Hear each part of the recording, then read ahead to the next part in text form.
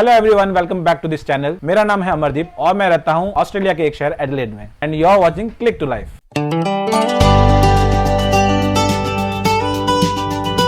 तो आज का हमारे वीडियो एक ऐसे टॉपिक के बारे में है जिसके लिए हमें काफी टाइम से रिक्वेस्ट आ रही थी, और वो ये है कि इंडियन एक्सपीरियंस के बेसिस पर मुझे ऑस्ट्रेलिया में अपनी पहली जॉब कैसे मिली। और आज की इस वीडियो में हम बात करेंगे मैंने यहाँ आकर स्टार्टिंग में जॉब हंट के लिए क्या गलतियां करी, उनसे मैंने क्या सीखा और किस तरह से मैंने अपनी फाइनली यहाँ पे पहली जॉब क्रैक करी। तो चलिए शुरू करते हैं आज का ये वीडियो। तो सबसे पहले बात करते हैं मेरे इंडियन वर्क एक्सपीरियंस के बारे में।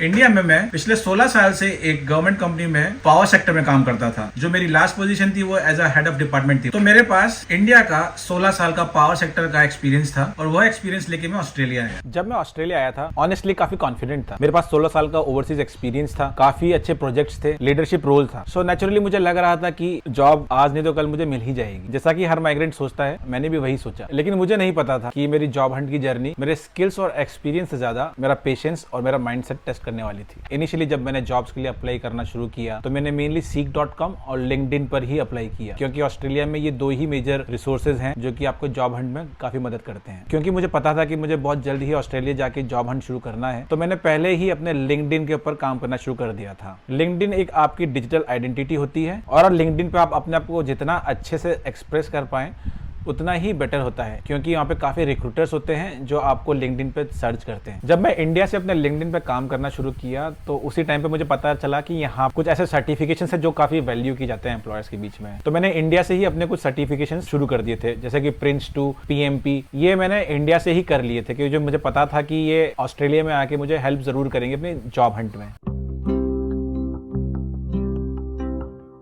तो मैं डेली काफी जॉब्स के लिए अप्लाई करता था, कभी 50 के लिए, कभी 100 के लिए, और फिर धीरे धीरे मुझे रिजेक्शंस आने लगे। मुझे कोई भी कॉल नहीं आ रही थी और मेरा स्ट्रेस का लेवल बढ़ता जा रहा था और ये रिजेक्शंस आना एक तरह से डेली रूटीन बन गया था। मैं डेली कुछ रिजेक्शंस ईमेल में देखता और सोचता कि चलो एक और रिजेक्ट हो गया। और जब मुझे कॉल्स नहीं आ रहे थे तो हमारी जो सेविंग्स थी वो धीरे धीरे खत्म हो रही थी और इसी के साथ प्रेशर बिल्डअप होने लगा। और काफी नए माइग्रेंट्स मेरी स्टोरी के साथ जरूर रिलेट कर पाएंगे, क्योंकि आपके पास जब कोई जॉब नहीं होती है और आपकी जो हार्ड एंड सेविंग्स है वो बहुत तेजी से जाने लगती है, तो जो पैनिक क्रिएट होता है वो एक्चुअल होता है। अब क्योंकि मुझे कोई कॉल्स नहीं आ रहे थे, कहीं से कोई लीड्स नहीं मिल रहे थे और हमारा पैसा खत्म हो रहा था, तो फिर मैं थोड़ा पैनिक मोड में आ गया और फिर मैं काफी जॉब्स के लिए अप्लाई करने लगा। इवन अगर जॉब्स का डिस्क्रिप्शन मेरे साथ 50% भी अगर मैच कर रहा था तो भी मैं अप्लाई करे जा रहा था और मैं सोच नहीं रहा था ज्यादा, बस मैं अप्लाई किए जा रहा था, क्योंकि मुझे लग रहा था मैं जितना ज्यादा क्वांटिटी में अप्लाई करूंगा चांसेस उतने ज्यादा बढ़ जाएंगे मुझे कॉल आने के। लेकिन सब कुछ उल्टा हो रहा था। और जब हमारे पास पैसे खत्म होने लगे तो फिर मैंने डिसाइड किया कि चलो ठीक है, मैं जॉब तो ढूंढ ही रहा हूँ, लेकिन साइड बाय साइड सर्वाइवल के लिए मैं कुछ और जॉब भी कर सकता हूँ। तो फिर मैंने फूड डिलीवरी का काम शुरू करा। मैंने लगभग कुछ हफ्तों तक ये काम किया फूड डिलीवरी का, और जब मैं फ्री हुआ करता था तो मैं जॉब्स के लिए अप्लाई किया करता था। और जब काफी टाइम तक आपको जॉब नहीं मिलती है, जैसा मेरे साथ हुआ, तो मैं एक गलत ट्रैक पे चला गया था। मैं बस डेस्परेट हो गया था किसी भी जॉब के लिए। तो मैं फूड डिलीवरी तो कर ही रहा था, साथ साथ मैं वेयर हाउस के जॉब्स और इस तरह के जॉब्स ढूंढने लग गया था जो कि मेरी फील्ड से बिल्कुल अलग थे, क्योंकि मैं एक अलग पैनिक मोड में उस टाइम ऑपरेट कर रहा था। तो मैं अपनी फील्ड में तो जॉब ढूंढ ही रहा था, लेकिन उसके अलावा मैं बाकी ऑप्शंस भी तलाशने लग गया था। मैं बाकी फील्ड्स में भी जॉब्स ढूंढ रहा था जो कि मेरी फील्ड से काफी हटके थे। तो मेनली मैं अपना टाइम एंड एनर्जी जो था वो दूसरी फील्ड्स में इन्वेस्ट करने लग गया था, जो कि अब मुझे रियलाइज होता है कि मैं कितना गलत कर रहा था। जितने भी नए माइग्रेंट्स आते हैं वो शायद इस कंडीशन से रिलेट कर पाएंगे, क्योंकि जब आपके पास काफी टाइम तक जॉब नहीं होती है तो आप पैनिक में आ जाते हैं और फिर आप सर्वाइवल मोड के लिए कुछ भी जॉब करने के लिए कोशिश करते हैं। हम लोग लकी रहे कि इसी बीच मेरी वाइफ पूर्णिमा की जॉब लग गई, और जब उसकी जॉब लगी तो थोड़ा बहुत इनकम आने लगा और फिर उसके बाद मुझे थोड़ा टाइम मिला पॉज लेने का, और तब मैंने थोड़ा पॉज लेके सोचा समझा कि मैं क्या गलत कर रहा हूँ। फिर मैंने यहाँ पे अपने नेटवर्किंग बढ़ाना शुरू किया। मैंने यहाँ के लोकल इवेंट्स अटेंड करने शुरू करे। मैंने यहाँ की लोकल बॉडीज जो होती हैं, जैसे साउथ ऑस्ट्रेलिया में एडिलेड PMI है, मैंने वो ज्वाइन किया और मैं उनके रेगुलर इवेंट्स में जाने लगा। वहां जाके मैं काफी लोगों से मिला और उन लोगों से मिलके मुझे समझ में आने लगा कि एडिलेड का मार्केट किस तरह से ऑपरेट होता है, यहाँ के एम्प्लॉयर क्या ढूंढते हैं एक कैंडिडेट के अंदर, रिक्रूटर्स किस तरह से शॉर्टलिस्ट करते हैं, स्क्रीन करते हैं, हमारा जो एक्सपीरियंस है वो हम किस तरह से शोकेस कर सकते हैं कि हमें ज्यादा से ज्यादा कॉल्स आए। इन्हीं इवेंट्स में जाके और काफी लोगों से मिलके मुझे पता लगा कि एडिलेड का मार्केट जो है काफी डिफरेंट है इंडिया से। इंडिया में आपके अचीवमेंट्स को वैल्यू किया जाता है, लेकिन यहाँ पे आपके अचीवमेंट के साथ आपके इंडिविजुअल कंट्रीब्यूशन को भी वैल्यू किया जाता है। ये देखा जाता है कि आप किसी भी प्रोजेक्ट में क्या वैल्यू क्रिएट कर सकते हैं, आप इंडिविजुअली कैसे हैं कि आप कंपनी में किस तरह से फिट हो पाए, क्या आपका अप्रोच किसी भी काम को लेके सही है, क्या आप किसी भी कंडीशन में अडेप्ट कर सकते हैं। तो यहाँ के रिक्रूटर्स और हायरिंग मैनेजर्स जो होते हैं वो इस तरह की क्वालिटीज चेक करते हैं, ना कि सिर्फ आपका अचीवमेंट्स और आपके जो माइलस्टोन्स है वो। और जब मैंने PMI एडिलेड ज्वाइन किया था तो मैंने उनका एक प्रोग्राम होता है मेंटरशिप प्रोग्राम, वो भी ज्वाइन किया। तो मुझे वहां से एक मेंटर मिले और जो मेरे मेंटर थे उन्होंने मुझे काफी हेल्प किया यहाँ का मार्केट डिकोड करने में। ऑस्ट्रेलिया में मेंटरशिप का मतलब ये नहीं होता कि आपके मेंटर आपको लाके जॉब्स देंगे, नहीं, वो आपको हेल्प करेंगे आपकी जॉब्स को क्रैक करने के लिए, वो आपको हेल्प करेंगे इस मार्केट को समझने के लिए। और यही मेरे साथ हुआ। जो मेरे मेंटर थे वो मेरे लिए गेम चेंजर थे। उन्होंने मुझे काफी इनसाइट्स बताए और मुझे काफी चीजें समझाई जो कि यहाँ के रिक्रूटर्स ढूंढ रहे होते हैं। हर माइग्रेंट जो अपनी कंट्री से आता है वो ऑलरेडी स्किल्ड तो होता ही है, लेकिन वो अपना स्किल अपनी कंट्री के एक्सपीरियंस को यहाँ की रिक्वायरमेंट के साथ कैसे अलाइन करे, वो एक बहुत बड़ा गैप है, वही समझने की जरूरत होती है नए लोगों को। इसके लिए मुझे नेटवर्किंग के थ्रू काफी हेल्प मिली। मेरे मेंटर ने मुझे काफी कुछ समझाया। उसके अलावा और भी काफी लोग थे जिनसे मैं चैट और कॉफी के लिए मिला, क्योंकि एडिलेड में कॉफी कल्चर बहुत ज्यादा चलता है। यहाँ पे लोग इजीली एक दूसरे को रीच आउट करते हैं, हेल्प मांगते हैं प्रोफेशनली। और आप कॉफी पे आप किसी को भी इन्वाइट कर सकते हैं, अगर उनके पास टाइम हुआ तो सब बिल्कुल सपोर्ट करेंगे आपको। और आप उनसे जाके उनके जॉब के बारे में, या अगर वो आपकी जॉब से रिलेटेड काम करते हैं या आपको लगता है कि वो किसी तरह से आपको सपोर्ट कर सकते हैं, तो आप उनसे जाके रीच आउट कर सकते हैं, उनकी हेल्प ले सकते हैं। अब क्योंकि हम लोग ओवरसीज से आते हैं तो हमारा जो माइंडसेट होता है वो हमारे कंट्री के हिसाब से सेट होता है। हम लोगों को लगता है कि हमारी कंट्री में जिस तरह से हम लोग अपने स्किल्स शो कर सकते हैं वैसे ही हम लोग ऑस्ट्रेलिया में भी कर पाएंगे। लेकिन ये चीज मुझे यहाँ पे बाद में समझ में आई कि हमने आज तक जो अपनी 30-35 साल की जिंदगी में हम लोग सीख के आए हैं उसको अनलर्न करने की बहुत ज्यादा जरूरत है, क्योंकि यहाँ का कल्चर टोटली डिफरेंट है। उसको समझने के लिए मुझे अपनी 16 साल का जो एक्सपीरियंस था वो तो एक साइड रखा ही सही, उसके अलावा मैंने अपना अप्रोच माइंडसेट काफी चेंज किया कि यहाँ पे एक्चुअल में लोगों को क्या क्वालिटीज हैं या किस तरह से वो लोग रिलेट कर सकते हैं आपकी स्किल्स के साथ। और यही चीज मुझे काफी हेल्प करी। मुझे समझ में आया कि मुझे अपना इंडियन एक्सपीरियंस को किस तरह से शोकेस करना है। मैं अपने इंडियन एक्सपीरियंस को यहाँ की रिक्वायरमेंट के हिसाब से कैसे फ्रेम कर सकता हूँ कि एम्प्लॉयर को समझ में आ जाए कि ये बंदा हमारे काम का है। और वही सबसे बड़ा मेजर गैप था जो मुझे बाद में समझ में आया। तो जब मुझे ये सब बातें समझ में आ गई तो फिर मैंने अपना जो जॉब्स के लिए अप्लाई करने का फ्रीक्वेंसी था वो कम किया। मैं दिन में 2 या 3 जॉब्स के लिए ही अप्लाई करता था, और वो भी क्वालिटी जॉब्स पे ढूंढा करता था। अगर किसी जॉब का डिस्क्रिप्शन मेरे एक्सपीरियंस के साथ 80% भी मैच करता है तो ही मैं उसके लिए अप्लाई करता था। और मैंने सोच लिया था कि मेरे को अपनी फील्ड में ही जॉब ढूंढनी है, क्योंकि मेरी वाइफ को जॉब मिल चुकी थी तो मेरे को थोड़ा ब्रीदिंग स्पेस था। तो मैंने सोचा मैं थोड़ा टाइम लूंगा लेकिन मैं अपनी फील्ड में ही जॉब ढूंढूंगा। और मेरी स्ट्रेटेजी फिर यही थी कि क्वालिटी पे फोकस करो, क्वांटिटी पे नहीं। मैं एक जॉब के लिए अप्लाई करने में कम से कम 3 से 4 घंटे लगाता था। मैंने यहाँ के जॉब डिस्क्रिप्शन को समझना शुरू करा, क्योंकि पहले जब मैं जॉब्स के लिए अप्लाई करता था तो जॉब डिस्क्रिप्शन पे पढ़ के लगता था कि हाँ मैं ये कर सकता हूँ, उसके हिसाब से अपना CV थोड़ा सा ट्विक किया और आपने अप्लाई कर दिया। लेकिन यहाँ पे आपको जॉब डिस्क्रिप्शन को बहुत अच्छे से एनालाइज करना पड़ता है, और उस जॉब डिस्क्रिप्शन में जो आपको स्किल्स और आपका जो एक्सपीरियंस रिक्वायर्ड है उसको अपने ओवरसीज एक्सपीरियंस के साथ आपको अलाइन करना पड़ेगा। आपको बताना पड़ेगा कि इस तरह का काम मैंने ओवरसीज ऑलरेडी किया हुआ है, जो काम आपको यहाँ पे करवाना है वो ऑलरेडी मैंने अपने कंट्री में किया है और रिजल्ट्स डिलीवर किए हैं। और फिर मुझे धीरे धीरे कॉल्स आने लगे, मैंने काफी इंटरव्यूज अटेंड करे। और मैंने एक चीज नोटिस करी, जब मैं इंटरव्यूज अटेंड करता था तो यहाँ पे लोग मेरे से पूछते थे कि आपने यहाँ पे लोकली कभी काम किया है क्या, कि आपके पास लोकल एक्सपीरियंस है क्या। सारे नए माइग्रेंट्स बिल्कुल इससे रिलेट कर पाएंगे कि लोकल एक्सपीरियंस एक बहुत बड़ा हर्डल होता है यहाँ पे। और हम लोग बता दें कि हमने हमारी कंट्री में क्या काम किया है, लेकिन ये लोग चाहते हैं कि आपने यहाँ पे आके क्या काम किया, आप हमें वो बताइए। क्योंकि ये लोग आपको रिजेक्ट नहीं करते हैं, ये लोग सिर्फ अपना रिस्क कम करते हैं। क्योंकि अगर इनके पास कोई 2 कैंडिडेट है जिसने एक ने लोकली यहाँ पे काम किया है और एक हमारा जैसा जो बाहर से आया है, तो ऑब्वियसली वो लोकल कैंडिडेट को प्रीफर करते हैं। तो लोकल एक्सपीरियंस मेरे लिए एक गले की हड्डी बन चुका था और मुझे समझ नहीं आ रहा था कि मैं इसको कैसे क्रैक करूं। तभी मैंने और लोगों से मिलना शुरू करा, साथ ही साथ में अपनी नेटवर्किंग भी जारी रखे हुआ था। और नेटवर्किंग के थ्रू मुझे काफी ऐसे लोग मिले जिन्होंने मुझे काफी हेल्प करी इस लोकल एक्सपीरियंस के बैरियर को तोड़ने में। नेटवर्किंग का मतलब ये नहीं है कि आप जाके डायरेक्ट किसी से जॉब के लिए पूछ रहे हैं। नेटवर्किंग का मतलब ये है कि आप अपने आप को ऑस्ट्रेलियन मार्केट में एज अ एलिजिबल कैंडिडेट अपने आप को शोकेस कर रहे हैं, ताकि अगर जिनसे आप बात कर रहे हैं उनके नोन में या उनको कहीं पे भी कुछ लीड्स मिलेंगी उस तरह के जॉब्स के लिए, तो आपको हेल्प कर पाए।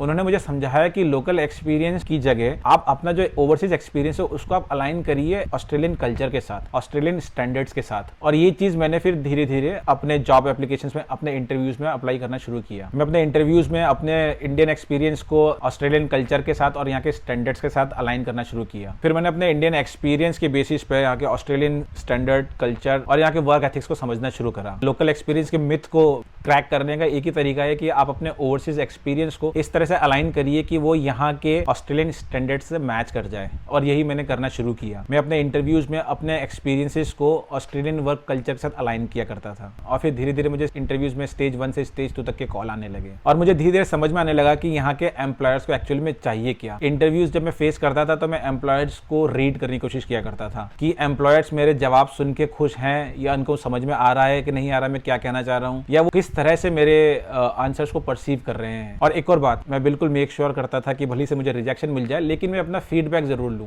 मैं रिक्रूटर से या हायरिंग मैनेजर से स्ट्रेट अवे मैं उनसे फीडबैक रिक्वेस्ट किया करता था, और यहाँ के लोग इतने अच्छे हैं कि वो आपको ऑनेस्ट फीडबैक भी देते हैं। मुझे काफी हायरिंग मैनेजर्स और रिक्रूटर्स ने ऑनेस्ट फीडबैक दिया, और मैंने अपनी गलतियां समझी, और फिर मैंने उन गलतियों से सीखा कि मुझे अपने अगले इंटरव्यू के लिए किस तरह से तैयारी करनी है। और नेटवर्किंग के दौरान मुझे एक और बात पता लगी कि ऑस्ट्रेलिया में रेफरेंस बहुत बड़ी चीज होती है। यहाँ पे मोर देन 80% जॉब्स जो हैं वो रेफरेंस के थ्रू क्रैक होते हैं, और नेटवर्किंग के दौरान ही मैंने अपने रेफरेंसेस बिल्डअप करना शुरू किए। मैं जब जॉब्स के लिए अप्लाई करता था तो उन्हीं लोगों के रेफरेंस दिया करता था, और इवन अगर किसी कंपनी में जॉब्स निकलते भी हैं तो वहाँ के एम्प्लॉइज जो हैं वो खुद रिफर कर सकते हैं किसी और कैंडिडेट को। और इसी नेटवर्किंग के दौरान मुझे पता लगा कि मेरे सीवी के साथ काफी बड़ी दिक्कत थी। मेरा जो सीवी था बहुत ही सब स्टैंडर्ड क्वालिटी का था, और मुझे काफी लोगों ने सीवी वापस से रिडिफाइन करने में हेल्प किया। पहले मैं हर जॉब के लिए अपना सेम सीवी यूज कर रहा था, उसमें थोड़ा बहुत ऊपर नीचे चेंजेस करके, लेकिन मोर और लेस 95% मेरा सीवी सेम ही रहता था।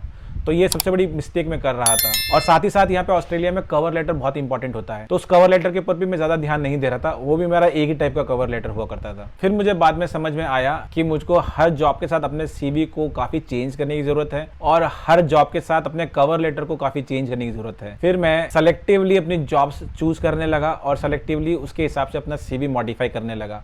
उसके लिए मैंने यहाँ पे काफी लोगों से हेल्प ली। मेरे जो कवर लेटर है उसके लिए भी मैंने यहाँ पे काफी लोगों से हेल्प ली। लोगों ने समझाया मुझे कवर लेटर में क्या लिखना जरूरी है और कैसे लिखना जरूरी है। यहाँ पे कवर लेटर में आपको अपनी सिर्फ स्किल्स और एक्सपीरियंस शो नहीं करना होता है, इसमें आपका इंडिविजुअल कंट्रीब्यूशन और आपने किस तरह से वो अचीव किया वो बताना जरूरी होता है। तो एम्प्लॉयर वहां पे आपके अचीवमेंट्स को नहीं देखता है, वो देखता है कि आपने किस तरह से उसमें डिलीवर किया है और आपका क्या कंट्रीब्यूशन रहा है। और इसी तरह मुझे एक लीड मिली, और मैंने अपना लेटेस्ट सीवी था वो शेयर किया उनके साथ। मेरा लेटेस्ट सीवी शेयर करने के बाद मुझे डायरेक्ट इंटरव्यू के लिए कॉल आ गया। तो ये बहुत बड़ा फायदा होता है रेफरेंसेस का यहाँ पे, कि रेफरेंसेस में 90% ऑफ द टाइम आपको एटलीस्ट इंटरव्यू के लिए कॉल तो आ ही जाता है। उसके बाद आपके ऊपर है कि आप उस अपॉर्चुनिटी को कैसे कैपिटलाइज कर सकते हैं। और लकीली ये वाला जो जॉब रिक्वायरमेंट था वो एग्जैक्टली मेरे वर्क एक्सपीरियंस से मैच कर रहा था। ये वही काम था जो मैं इंडिया में पिछले 16 साल से करता आ रहा था, तो इसके साथ मैं काफी रिलेट कर पा रहा था। तो मेरा जब इंटरव्यू हुआ तो वो काफी अच्छा इंटरव्यू हुआ। मेरा इंटरव्यू का पहला राउंड टेक्निकल राउंड था, तो काफी अच्छा हुआ। लेकिन यहाँ पे आपके पहले राउंड के बाद आपको जो जवाब मिलता है उसमें काफी टाइम लगता है, क्योंकि ऑस्ट्रेलिया का जो हायरिंग प्रोसेस है वो काफी स्लो है। यहाँ पे आपको आपके इंटरव्यू का आउटकम जो है वो आपको 1 हफ्ता 2 हफ्ता 3 हफ्ते बाद ही पता लगता है। और इसी के साथ मुझे 1 महीने बाद अपने सेकंड राउंड ऑफ इंटरव्यू के लिए कॉल आया। जो मेरा सेकंड राउंड ऑफ इंटरव्यू था वो मोर ऑफ HR टाइप्स था, जहाँ पे मेरी मुलाकात वहाँ के डायरेक्टर से हुई, और उन्होंने मेरे को इन जनरल मेरे बिहेवियर और उसके ऊपर सवाल पूछे, और मेरी अप्रोच के बारे में सवाल पूछे कि मैं किसी भी प्रॉब्लम को किस तरह से अप्रोच कर सकता हूँ, या किसी प्रॉब्लम को मैं किस तरह से टैकल करूंगा। और उन्होंने मेनली मेरे वर्क एथिक्स और इन सब चीजों को एनालाइज किया। और मेरा सेकंड राउंड होने के 1 महीने बाद मुझे फाइनली अपना जॉब कॉन्ट्रैक्ट ऑफर मिला।